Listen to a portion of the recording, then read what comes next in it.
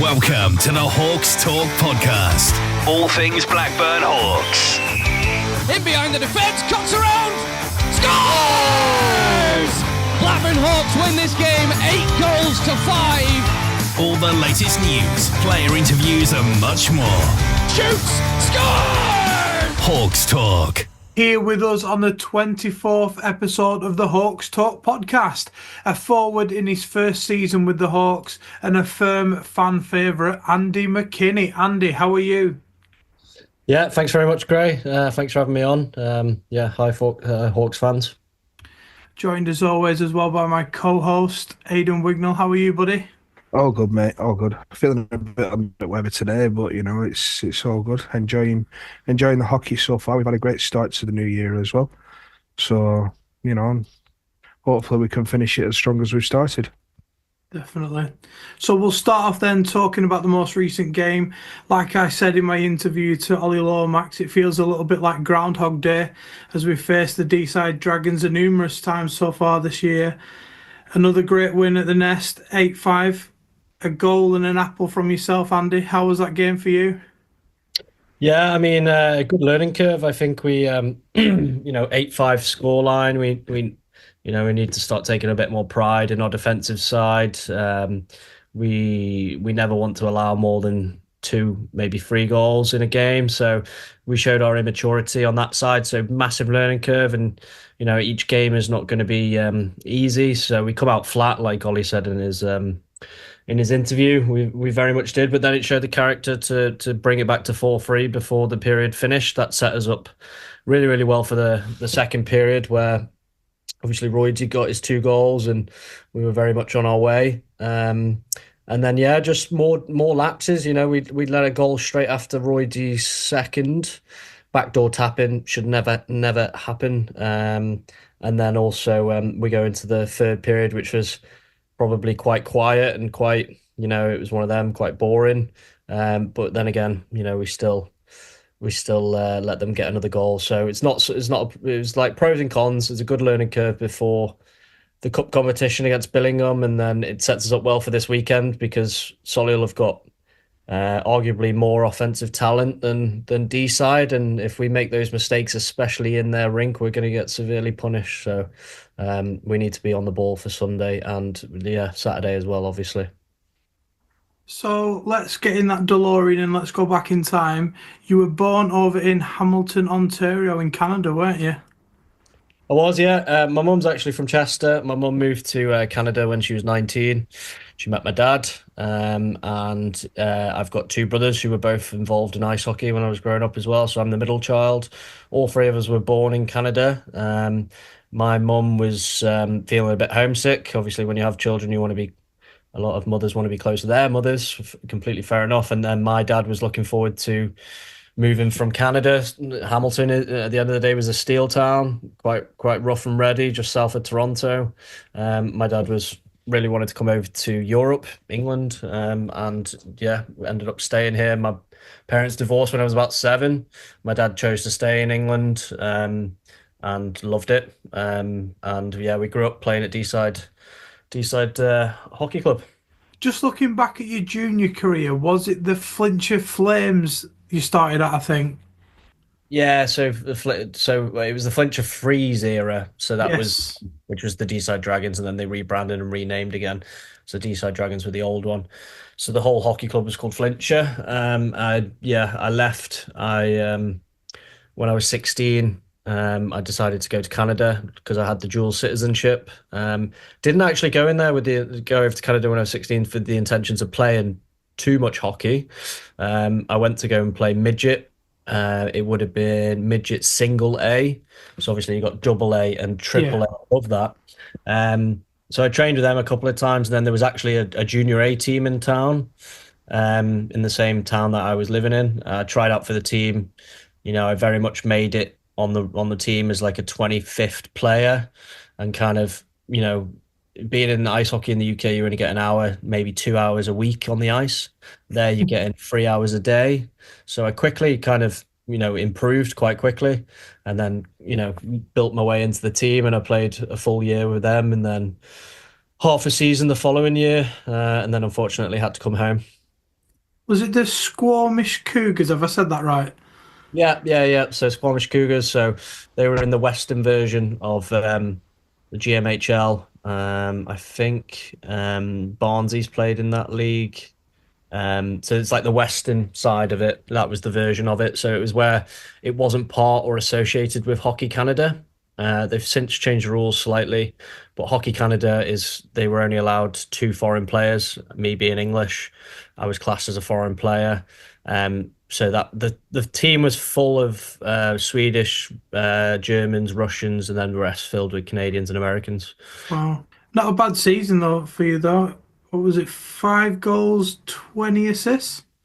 Yeah, I was really fortunate to play on like a really good team. We had a really good group, and obviously I was only 16. Some of the guys on my team were 21, 22 because over ages. So it was a real learning curve to play against men, really. So it was quite good. And then the following season, they joined Hockey Canada, and this is where it got a bit sticky for me because they wanted. I was only 17. I couldn't sign my own papers, so I was allowed to play in exhibition games and tournaments, but I wasn't allowed to play in the league because it was part of Hockey Canada. It was really frustrating. So I made the decision in December to come back. And I went and signed for Telford under 18s. I was back living in Chester. It's only an hour drive, similar to what I'm driving now up to Blackburn. And then played 3 games for the under 18s. And then Claude Dumas asked me to come on with the EPL team at the time.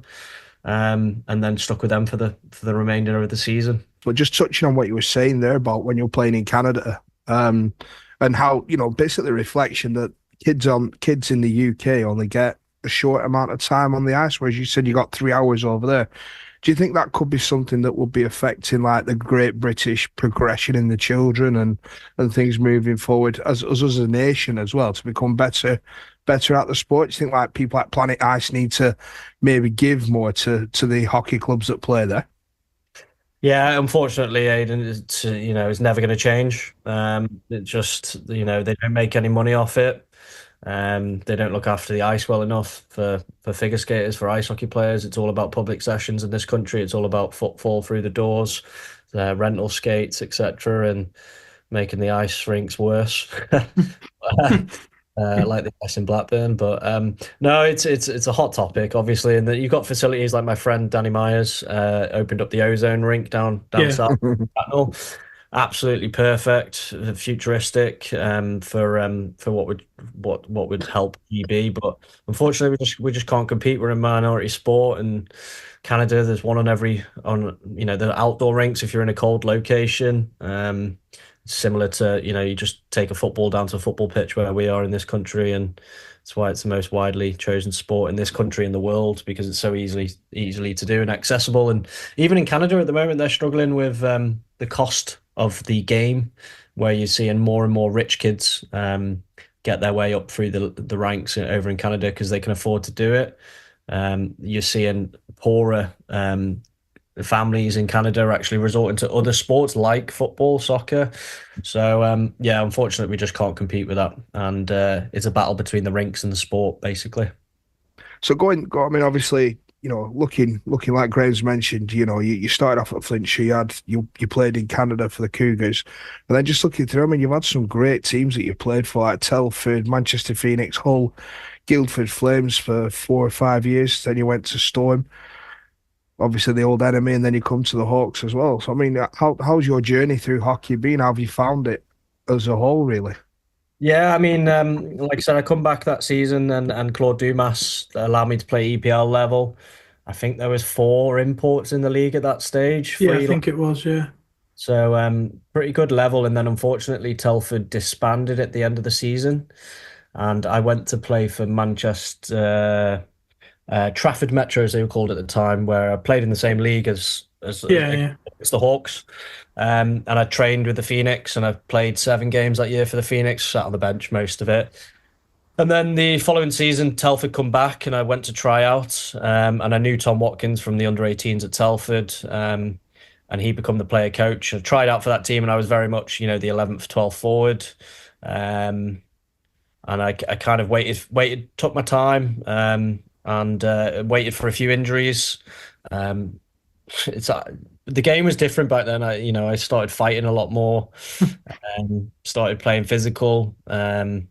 not something that I'd done before in the past, and it kind of allowed me to get up the playing up the lineup, and yeah, I had a really good season. The following year, I come back as well, and I think had a good season. I asked Tom was approached by Sylvain Cloutier for two-way players.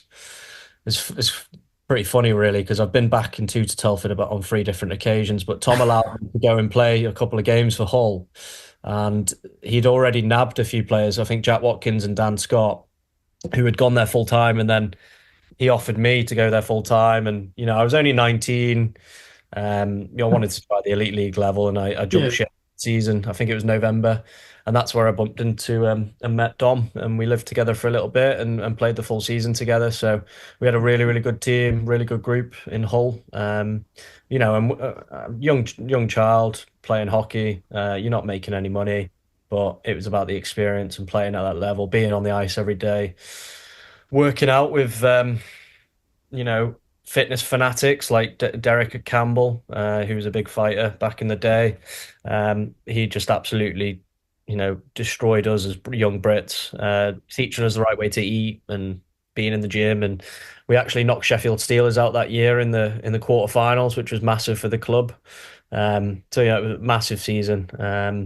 And then had the opportunity to that's the season that opened the door for me to kind of start getting plenty of offers from different clubs, which is quite nice. And then Tony Hand phoned me, and it's difficult to say no to Tony Hand. Manchester Phoenix, bit closer to home.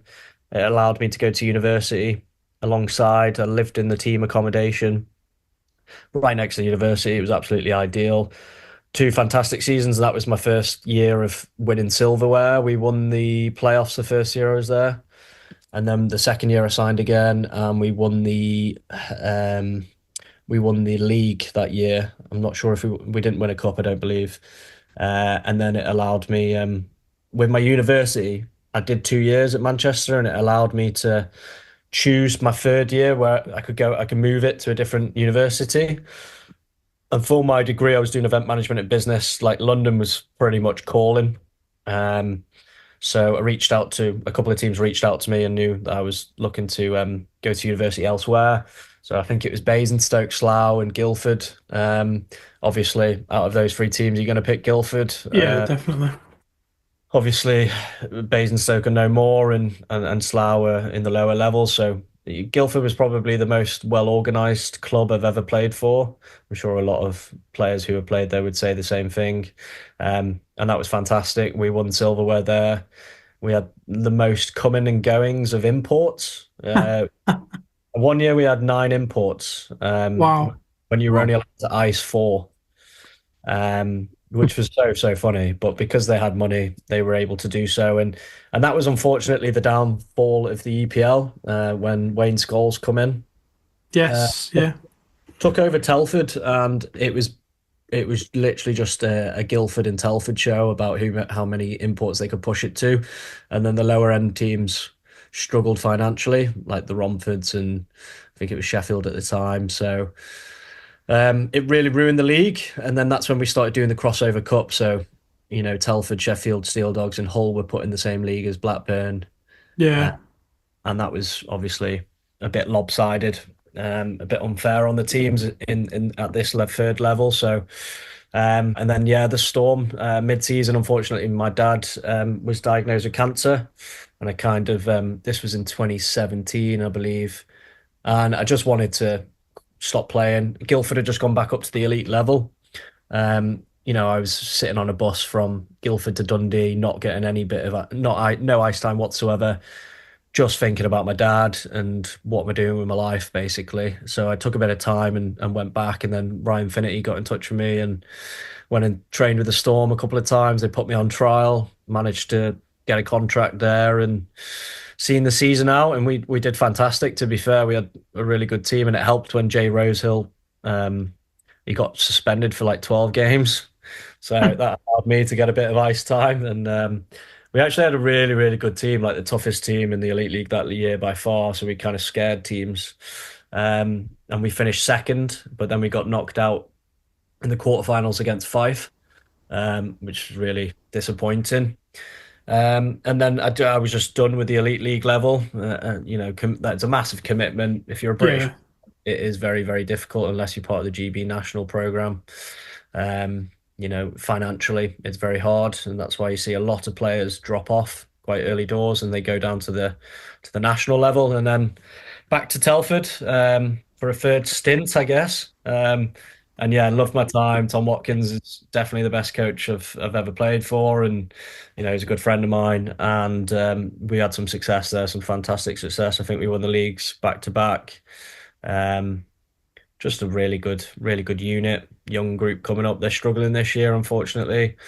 And then COVID played a factor as well. So I took a year out over COVID, went back to Telford. Um, and then ended up in D-side, kind of made the decision to come back to my boyhood club, and it didn't work out. I had 2 seasons there. And then now I'm at Blackburn, so really pleased to be on board, and fingers crossed we can continue what we're doing. I mean, obviously, like you said, you left Eastside at the end of the 2023-24 season. And then you sort of like went into a bit of a hockey abyss, if you will. You're in a bit of a void. And then, obviously, I think the week before you signed, me and Graham were chatting. He's like, we're getting a new player. I mean, I'll be honest with you. I've always enjoyed watching you play whenever we played against D-side. You and Ross Kennedy, I'd have had you on the Hawks team before you even started coming to us. But what did bring you into the Hawks fold? Is this just being friends with Dom, or were it time to get your skates on? Were you missing it? What brought you over?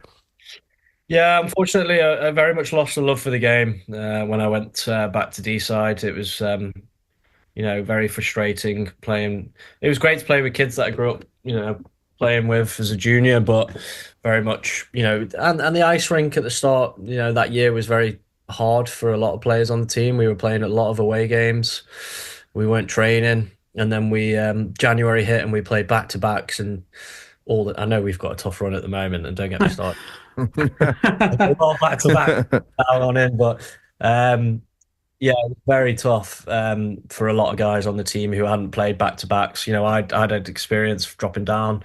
Um, it was just a really tough season. Then I rolled over again and thought, give it another crack, and it was just it wasn't the right environment for me to enjoy the game. Um, Political, I guess, but I just wanted to focus on playing, I was going to hang them up. I was like pretty much done. I threw my bag when we lost to Whitley Bay in the playoffs, and they were there for the taking. And it was just like roll over and die mentality. It was just like there was no real like this is our chance to make it. It was kind of Yeah. let's go up in Whitley and lose, and I was just completely Yeah. threw my bag on the bus. And then that was it. I was just like, I'm pretty much done. Had some stuff going on personally with poorly father-in-law, which is still needing our care from my wife's his only daughter, so it falls on me and her really. And then I just wanted to get away from that. When you're dealing with someone with a brain illness, dementia type stuff, you're not really talking to a they've already gone type of stuff. So made Dom aware of my situation, and it's been amazing to start enjoying playing hockey again. I drive up to Blackburn, a great group of lads. They're all in there. They all want to win. They're all focused on getting better at hockey and passionate about the Hawks jersey and trying to bring silverware back, and that shows from their success last year. I mean, we used to when we played them when we were at D side, it was just like, oh my god, you're coming up against 22 lads who would just do anything for the shirt and run through a wall for the coaches, and that's what I wanted to get back to. And when I spoke to Dom, I was just like, I'm gonna enjoy it. I'm gonna be around friends, and I'm gonna be with Dom, that experienced coach. He loves the game as well, so. It's I've never looked back. It's been fantastic. Yeah.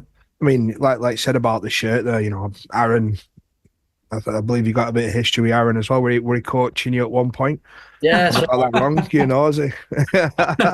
You got a bit. Aaron was my coach at each side, I think, under 12s, under 14s, or something like that, showing his age a bit. Yeah. So I mean, he's one to always turn around and say the name on the back's not as important as the badge on the front. That's one thing I picked up from him in and about the club there. So, but going back to the shirt, how did you pick your team number? Where did that come about? Yeah, just I was born in 1991. It's been my jersey number for all the different clubs basically. 29 I wore it in D side because my dad passed away and that was his favorite number. It was 29. Oh, I know Nathan McKinnon wears it, but it was pretty much a goalie's number, and my dad was a goalie, so Yeah. yeah, I thought it would be nice to wear his number going back to D side. yeah, no worries. So you've obviously, my next question was, are you enjoying your hockey? I think you've already alluded to that already, but are you having fun as well as with the serious side at Blackburn? Is it, has it rekindled that flame, if you will? Yeah, 100%. I mean, it's definitely rekindled that flame. It helps when you're winning. I'm a bit of a sore loser, so if Oh, we've seen a few sticks. We've seen a few sticks fly across. I don't think you're on your own there, Andy. Lee Pollitt on Thursday. ice pick on the ice there, but no, it's just a good group of lads. It's the best change room. I mean, that change room at Blackburn is better than a lot of teams in the league above, and even some elite league teams. I'm not even joking, and that's all credit to Graham Lomax and Ollie Lomax, and Ali and all the rest of the volunteers that have put that into the room. We can go in there, we can watch TV. Players can just focus on playing. And that's what you want to do, even at this level. When you're going in there and you've got wet kit. I think Ali was in there the other day when it was like 5 in the morning, yeah. 5, 6 a.m. in the morning, so the boys could have dry kit. I mean, you're not going to get that in our league anywhere else, and it's just been fantastic. I'm a bit of a nerd, so I drive up to Blackburn and I listen to a podcast, and it allows me to switch off from looking after the kids and a poorly father-in-law. So. No, it's been fantastic. Really enjoying the hockey. Really enjoying playing with my line mates. And yeah, hopefully Liam Charnock's back this weekend. Fingers crossed for Liam, definitely. Um, Obviously, you mentioned about possibly giving up. I mean, how long would you see yourself going? Is it as long as the enjoyment lasts, or is it as long as the body allows, or where do you see yourself? Bit of both. I mean, at this age of your life, when you've got kids and you're married, every off season is a conversation that you need to have, and you got to kind of weigh up the pros and cons and the options and what's going on in your work life. But yeah, I can. Aaron's playing and he's 47 years old, so I can definitely definitely crack on for a few more. It's just weighing it up. Obviously, the kids. Austin and Otto, my two boys, 5 and 3. I kind of want to get them into the game. They are taking a bit more of an interest now. So potentially bring them up to a few more games next season, maybe. I don't know. Aye, fingers crossed. Is that an exclusive now on the podcast? Yeah.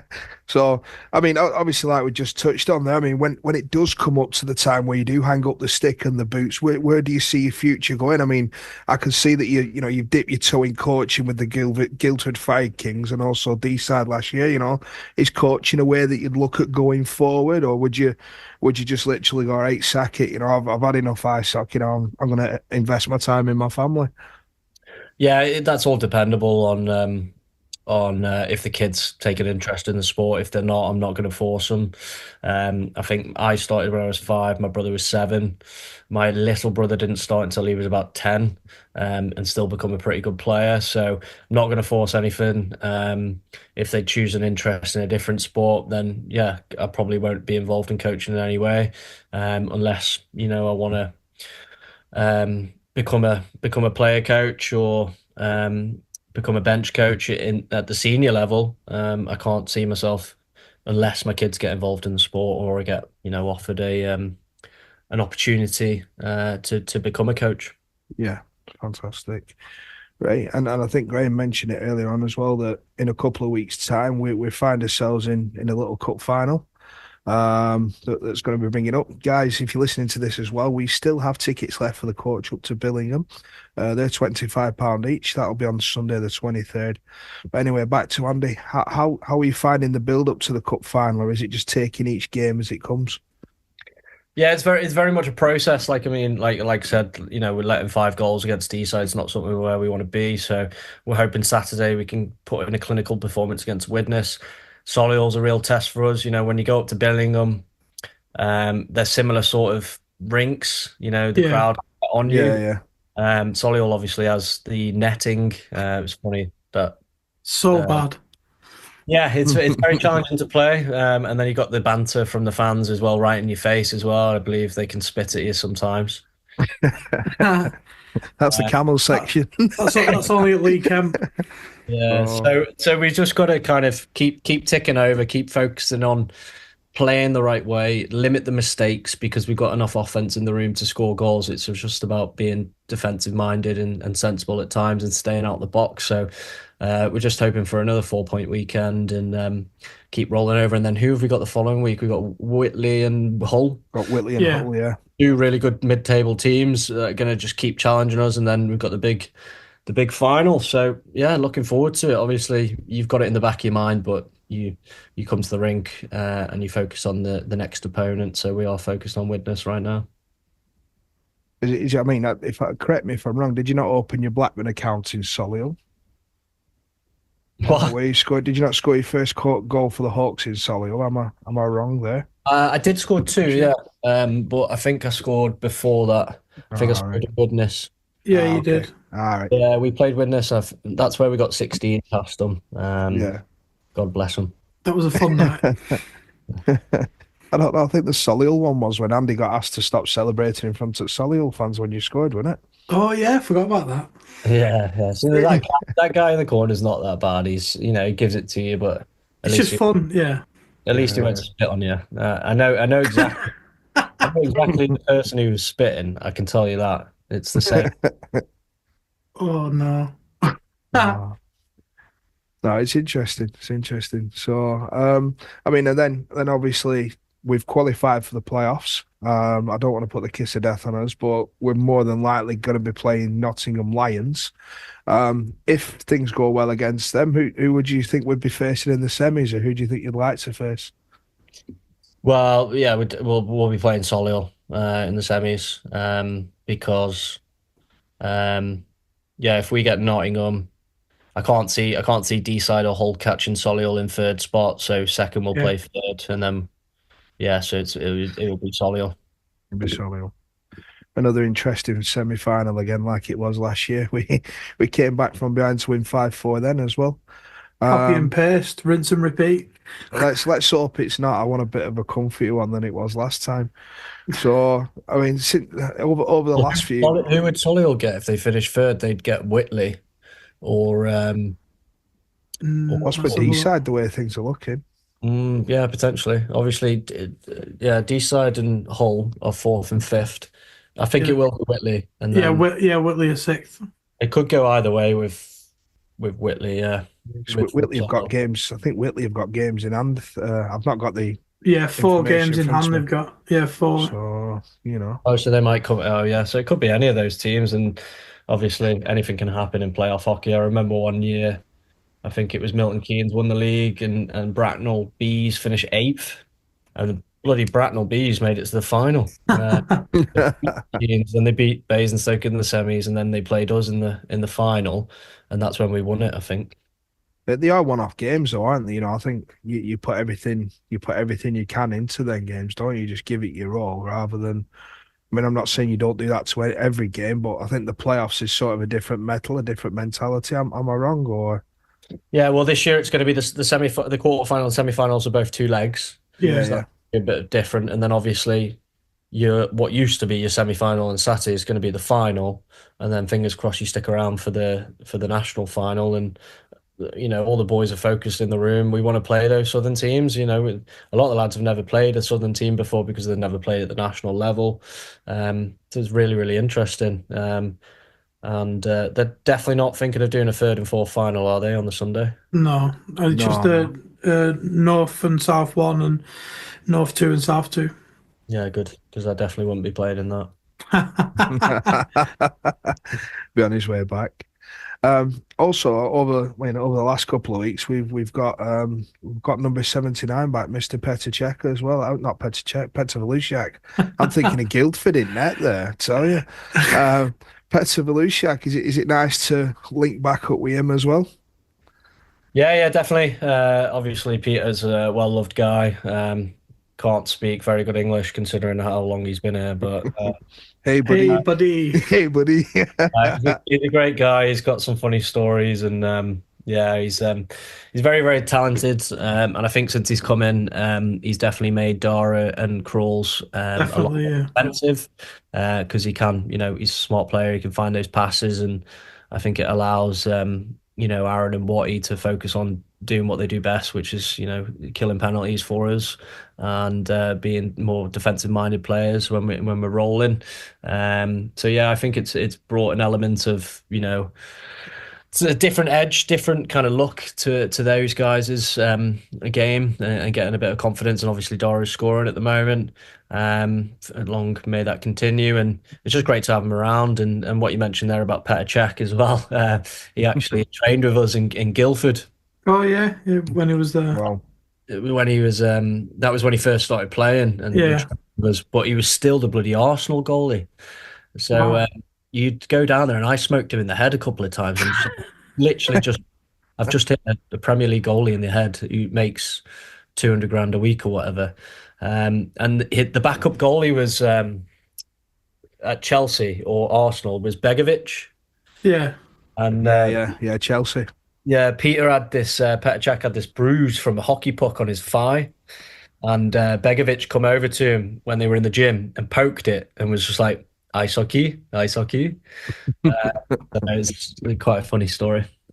I think that's why I said it, because obviously, like you mentioned Guildford earlier, and I'm just thinking Petr Cech, that's where the slip of the tongue come from. But, He's a really, really good goalie, to be fair. He yeah. plays other way, he plays cack-handed. Yeah. But because he's tall, he's big, he gets down, he's got quite good edges. He can just read. It's all reactions at the end of the day. He's not very good at like playing the puck or anything like that, but his reactions are really good. He didn't wear that skull cap under his helmet, did he, at the same time as well? No. So you mentioned it a little bit earlier, a familiar face to the Hawks, Dominic Osman. You've played alongside him. First of all, what's he like to play alongside? Yeah, Ozzy definitely. Yeah, he's kind of a fun character back in the day, and he was actually like a bit of a goal scorer for us when we were in Hull.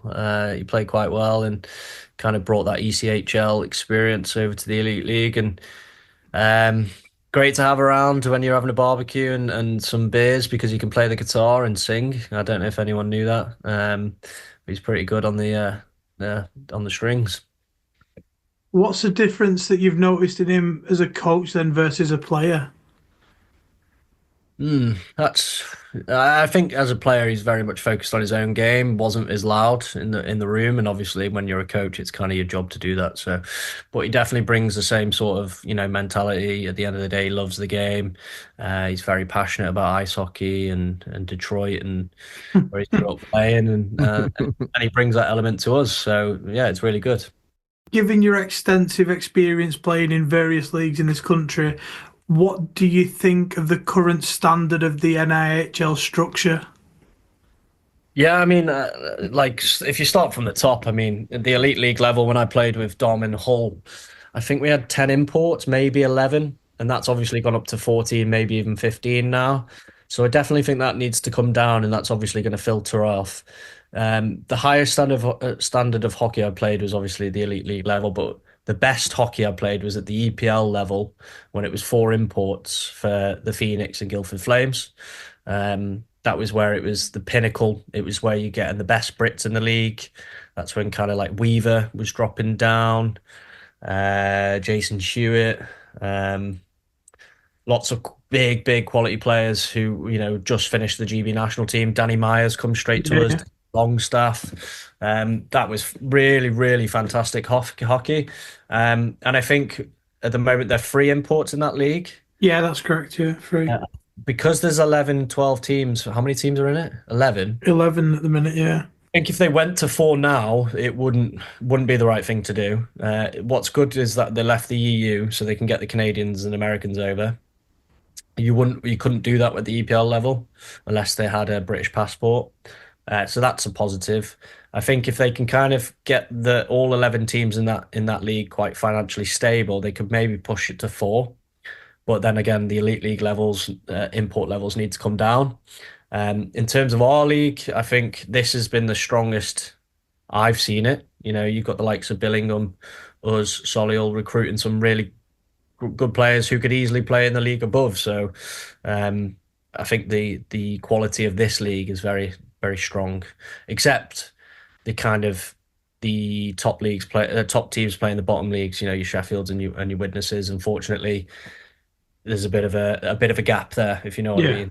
The scores, and it's funny because in this league, that it's like there's no defense, which is really frustrating because you can, you know, like we let five in the other day, but in the national level, that tends not to happen as much because a lot of the guys take pride in their defensive zone a little bit more and a little bit more structured and systems. There's a lot more systems in place, but they're playing every Saturday, Sunday. They're probably training twice a week. And they're all semi-professional players. They'll all be getting some sort of money or expenses, whereas dropping down to this level, it is very much amateur, and the guys are giving up time. It's a hobby at the end of the day. So that's the way you've kind of got to look at it. You mentioned it a little bit there, but what would you say are the opportunities for growth and development, do you think? Well, obviously Blackburn are definitely the best in this league at growing players. You've got two GB national players. You've got Liam Hine and Bailey Thomas, who are only 16. Even Kane Moran, who's and they've got the pathway. I really love it because it's like you've got the Aces, Hawks, and then now what looks like to be Telford, and then the Storm. So you don't see that at a lot of clubs. You've got you need to have affiliations. It needs to be about the players at this level, Definitely. getting them up the ranks. So I think there's credit to the club on doing that, and I think very much. I think it was Tommy Spraggin from Billingham and Finley Braden, is it? Yeah. And their coach nailed it on the head when I spoke to him in person. He was like, they're not quite ready yet. They still need to be. And this was 2 years ago. He was like, I want them to dominate this level before they go up to Leeds. And they very much did that. And now they're getting their chances and yeah. What's one piece of advice that you wish you'd received earlier in your career? Uh, that's a tough one, really. I don't know. Maybe enjoy it. I don't know. There's times where earlier on in my career, you know, maybe when I was around university time, it was a second income for me. It was sometimes even my primary income. So I very much looked at it as like a job where it kind of took the love out of the game in some ways. So maybe a bit of advice there to be like you're in a lucky spot. You're playing the game that you love and you're getting a bit of money for it. But obviously, when you're younger and you're focused on winning and you're playing for clubs which put a lot of pressure on you, like Guildford and Manchester, it felt like a job in some ways. Does that make sense? Yeah, yeah, definitely. I mean, I've worked in like radio and some elements of music as well, and you start off them sort of industries for the enjoyment, and it's a hobby to begin with, like hockey will be for you. Yeah. And then when you're earning money and that hobby becomes a job, it does change your mentality on things, I think, definitely.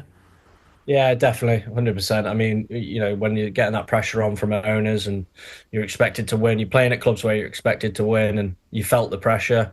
Some people thrive, some people sink. A lot of players I played with did sink, but it kind of took the love for the game out sometimes.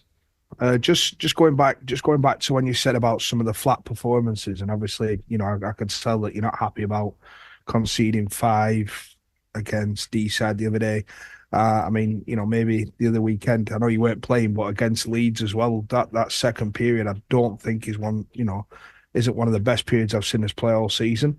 What type of thing it does like Dom and Ollie do in the changing room is say in the changing room to sort of encourage that motion and moving forward and to basically get you built up for that next period to get you back out on the ice and get the most you can out of you. How do they motivate you, lads? Yeah, well, it's not really down to them all the time. We've got to take ownership ourselves as players. One thing I can say, it's very hard in this league to turn it on and off, and it happens a lot because you're turning it on against your Billingham, Solihull's, D sides because you're up for the game, and then you're going into a Sheffield or a Widnes or a Nottingham Lions on a Sunday night at 8 p.m. I mean, it's just like, it's difficult to turn it on in those situations. Dom and Ollie can come into the room and show that Ollie's full of passion and Dom's, more strategic. But, you've got to kind of get up for it yourselves. And plus, we do at the end of the day, and this is what's great about this team, we might have a shit period, but then we get back on the horse and we get the goals to get us through the game and get the win at the end of the end of the day. So we've got to take a bit of ownership ourselves as players, and it is hard. It is hard to get up for some of the games. We spoke about it a little bit earlier. Obviously, you played for the Dragons previously. What's it like going into a game playing against a team that you've got that history with and that connection with? Yeah, it's never nice. It's like, you've got a bit of you got to kind of get your mind out of it a little bit. Get the emotion out. Get the emotion out of it. Just crack on and play your game. But it's it's not the I don't get up. It's not the best games to. I don't get the most excited about those ones, if you know what I mean. Which team would you say has been the biggest surprise package in our league this year? One that's just maybe stood out as that one you didn't think would be that much of a tough game? Yeah, I think Hull definitely, and Nottingham Lions. I played them once. Yeah, we beat them 4-0, I think, Yeah. maybe.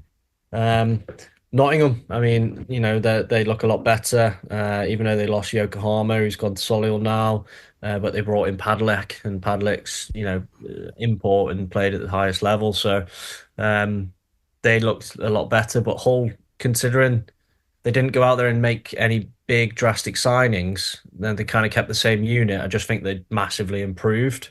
And I think credit to them, they're coached quite well as well. When you started your career, you mentioned it a little bit earlier that you played that sort of fighter role. Where did that come from? Was there any sort of hockey players that you looked up to and that kind of influenced that style? And what sort of effects does that have on your body over time, I guess? Yeah, I mean, it was very much that era of where there was, a fighter on the team. As stage fights were quite common, especially in the elite league. In that era, you had your Payets and Yeah, yeah. all kinds of different fighters, and that filtered down into the EPL as well. It was just kind of games did get physical. There wasn't ludicrous bans like there is now. It was a bit more enjoyable to play, and that kind of style. I'd had a few fights in Canada when I was 16, 17, and just kind of come back and brought that mentality. And it wasn't like I'd go out there to plan to go and fight. It was always a case of I didn't like someone taking advantage of my teammates, so I'd stick up for my teammates. And then it did become, as you continue to have more and more fights, tougher and tougher blokes were coming after you. So you kind of got to stick up for yourself. There's been plenty of fights where I have got beat up, but it's about the willing and your teammates get a bit of feed from that positivity, and then hopefully that spurs the team on to try and win that game. And it actually created, I probably wouldn't have had the opportunities that I did if I didn't fight. Which you just wouldn't see these days because it's not that common. Coaches were looking for people who were willing to drop the gloves, and it allowed me to get a bit more ice time and improve on my game. Do you think it's still a big part of the game and sort of belongs in the game, would you say? I think the rules now are very much geared towards players being quite soft. So there's a lot of stuff behind the play. Yeah. With our league, you only get one ref. That's only two eyeballs. In the league above, you get four. You get two refs, four eyeballs. So it's difficult. It's more difficult to get away with some stuff. But it's very much focused on the rules are geared towards people diving, embellishing. You playing scared. You're like, I can't make that hit because I'm going to get banned for 6 games, and it's just like. It takes the sting out of it and the fun out of it, and it's not great for the fan experience. I think if we just take a step back slightly and kind of morph the same rules as the Elite League, I don't understand why the National League and the National North One League, we have to adopt a European approach just because we're the EIH instead of Ice Hockey UK, where we can adopt the Elite League level rules. I agree with that, yeah. be a bit more North American, be a bit more physical, because at the end of the day, this country is about bums on seats, and people don't necessarily come for the fights, but it's a nice to watch type of stuff. Yeah, definitely. I mean, there's what's the YouTube channel? Hockey UK Hockey Fights or something like that. I was talking to Aidan just before we come on. You've got like quite an extensive array of videos on there of you fighting. I think there's an 11-minute highlight package if anyone wants to watch that. It's quite interesting. Yeah, like I said, that was I think that was put together when I was at the Elite League level. Like I said, I got my head caved in quite a few times at that level, but you're fighting bigger blokes and stuff. So yeah, good fun, good fun. Was there an instance in, I think it was one of your first seasons in the EPL, where Mark Thomas, there was an occasion where he tried to get you to go, you drop your gloves, and then he skate away or something? Yeah, it's funny that I think I tried to fight him in when I played for Hull as well for Sheffield. But yeah, we laugh and joke about it now, and his son's playing on the team, and he sits next to me in the room, so it's all fun and jokes. The Blackburn Hawks fans have obviously got a very passionate fan base. How important is that to the team's morale, and what's it like for you being now on the right side of that?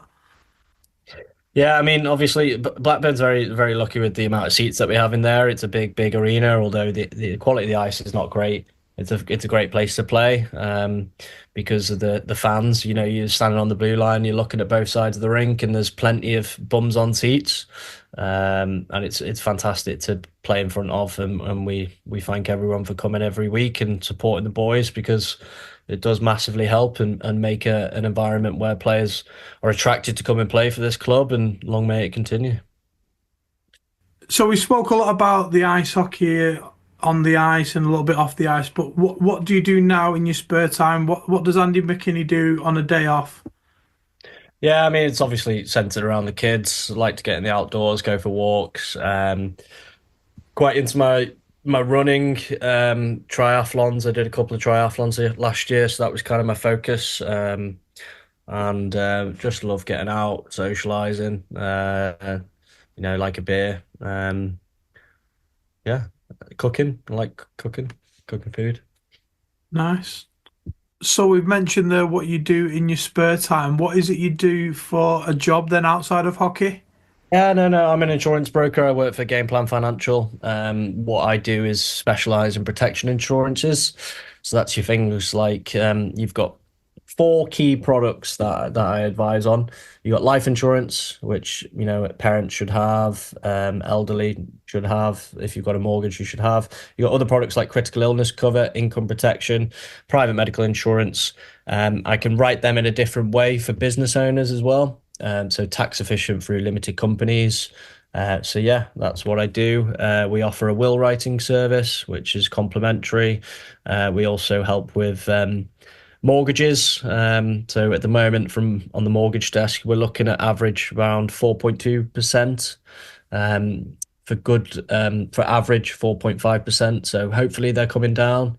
But I popped it in the group this morning about Trump with his tariffs. It does make the bloody the markets volatile when stuff goes on like this, like trade wars and stuff. So he just needs to settle down, doesn't he? Yeah, he does. Just enjoy the ride. Especially doing that to Canada as well. It's just like, I think he's postponed it for 30 days. But Canada's sent like 1,200 troops down to Mexico border to help him with the drug war. So he's kind of being nice to us now for a short period of time. But you don't want to, I mean, Canadians are their neighbours. Like, why do you want to ruffle them up the wrong way? Yeah, it's true. It's true. Yeah, just coming up. I mean, we would like to ask, obviously, what's on Andy's Spotify playlist at the minute? Yeah, so I'm a bit into quite a lot of stuff. So I'll just bring it up. I'm on my laptop now, but what was I listening to today? Fred again, Boiler Room set. Nice. Carl Cox trance set. So when I'm bashing out my admin work, and then I can kind of roll reverse and kind of go into a bit of country music. Yeah, I'm quite easy. So any kind of like deep house, trance, yeah, a bit of country. I'm in really. And you obviously mentioned your podcast. Obviously, the number one you listen to is the Hawks Talk. But what other podcast do you like to listen to after that one? Yeah, I mean, I actually I'm a closet Leafs fan, Toronto Maple Leafs. So I listen to Oh TSN, no. um, which is actually which it's not really a podcast, but it's a radio show. Yeah, yeah. I quite like that, and that kind of keeps me, connected with my cousins over there as well, who listen to it, and they're avid Leaf fans as well. Obviously, listen to Spit and Chicklets, and then I listen to started listening to a football podcast recently. And then a bit of a curveball. I actually listened to Real Dictators, which is a history documentary podcast, which is quite lame. Right, okay. No, it's Okay. interesting. It does. Especially, what they do is like things like Hitler and Yeah, Genghis Khan Hitler, and things like that. Joseph Stalin, yeah, Pol Pot, stuff that I'm quite into traveling. I've been quite fortunate to go to 45 different countries and listen about the Vietnam War. I've been to that country a few times. Cambodia, where they kind of was a landlocked country and it Yeah. was horrific what they did to that generation. It's like genocide, really.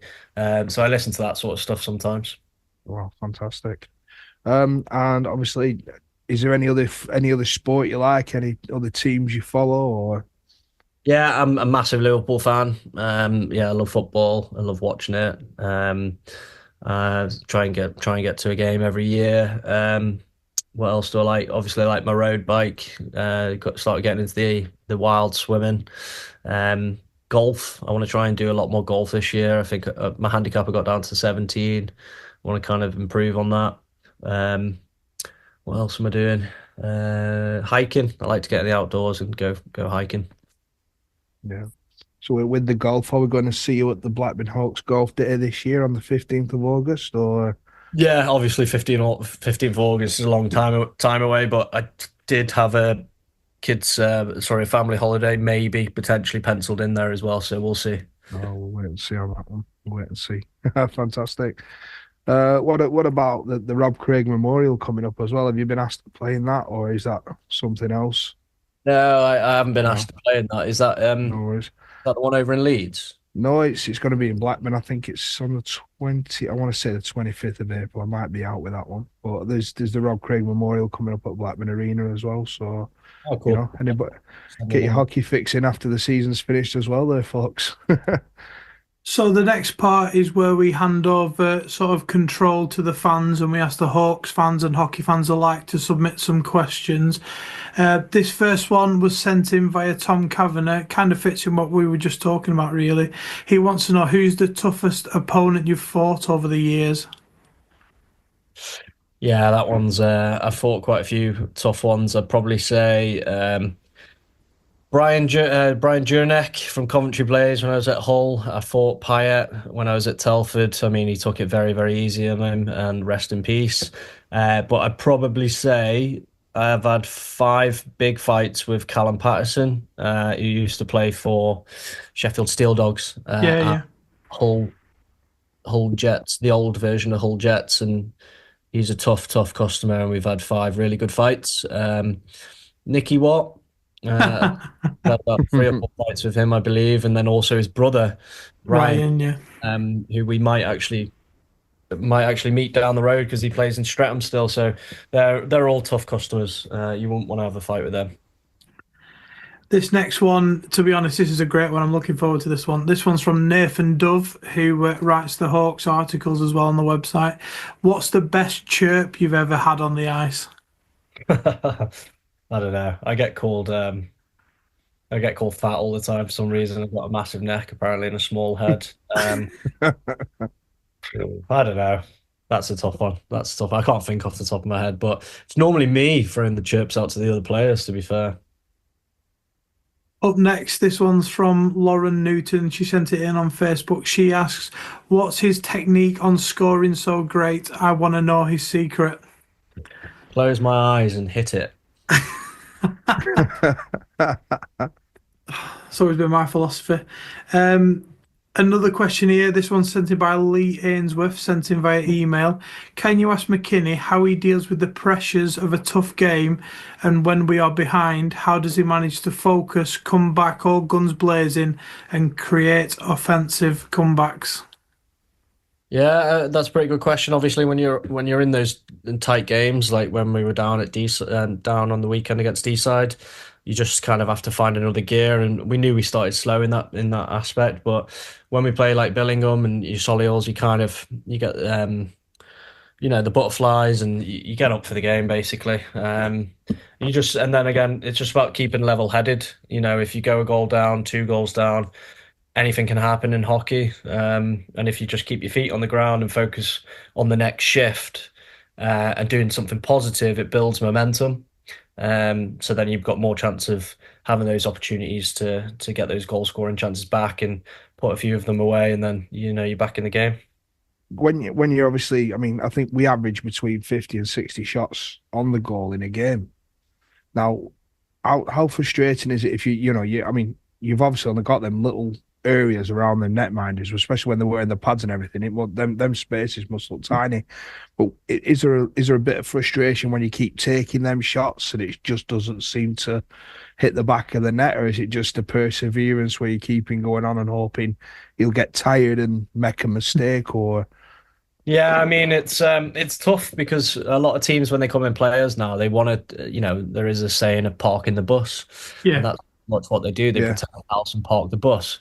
It makes it very very difficult and easy for their goalie to make those saves because we can't get in and get those kind of odd man rushes, your 2-on-1s, your 3-on-2s, because they're parking the bus. So that's where you got to change your tactics a little bit and just throw everything at the net and kind of get those greasy goals, as we like to call it. It was like a rebound, where the goalie can't necessarily see it, or he's made the first save but can't make the second save. When you play in your likes of Sheffield, which they frustrated us. I think it was quite recently, and we didn't score until late on into the first period. And it made it a frustrating start to the game. This next question is from Christian Ellis. He asks, "What's your pre-game routine? Have you got any superstitions or rituals?"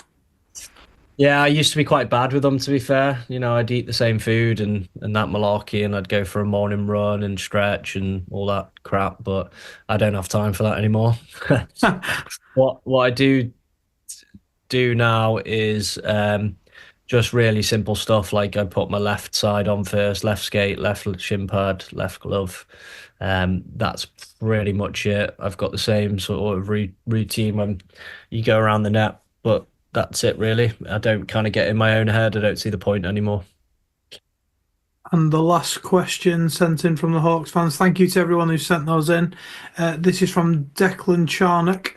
How is the Hawks organisation different from teams like Deeside, Telford, Storm, etc.?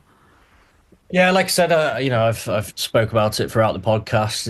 It's the most professional club at this level. You can see that from the fans that we get through the door, from the board, from the coaching. Aussie's played at the top level, which makes a massive difference because all the players in the room look up to him, understand where he's coming from, and you respect someone who's played at a level. And he obviously knows a lot about the game. Then you got Ollie, who brings all the passion. Um, comparing it to other clubs. So Yeah, obviously it helps, like I said, with the room being a professional setup. Guys can just focus on playing. So it very much, players come in and all they're focused on is playing the game instead of all the other crap that comes with it at other clubs. Telford, Manchester, Guildford, they're all professional setups as well. So it's nice to get back to kind of where those levels were at, and previous experiences. So how does Blackburn compare? They're doing a fantastic job in answer to that question. And yeah, it's really, really good. one final question then before we let you go. We're coming to the business end of the season. Have you got any personal sort of goals or aspirations you want to achieve? No, never set personal goals in terms of collecting my own stats. I just want to win a couple of trophies and continue the success. So obviously, uh, building towards putting pressure on Billingham. We at the end of the day, we need them to drop points. We are literally right behind them. We're hoping we can scare them. Um, and then we got the cup final, and then obviously, straight into the playoffs. We're very excited for that. We hope we make Sheffield, and it could be a fantastic weekend for the fans and all the players. Brilliant. I mean, you're not having a bad season. Just looking at your points, me and Aidan were talking before, and I think in the regular season, you're on about 2.8 points per game, so not too shabby in the stats department. No, thanks. I appreciate that. Brilliant. Well, thank you for your time, Andy. Thank you for coming on Hawks Talk. Thank you very much, guys. Appreciate it. Thanks, Andy. It's been a pleasure. Hawks Talk.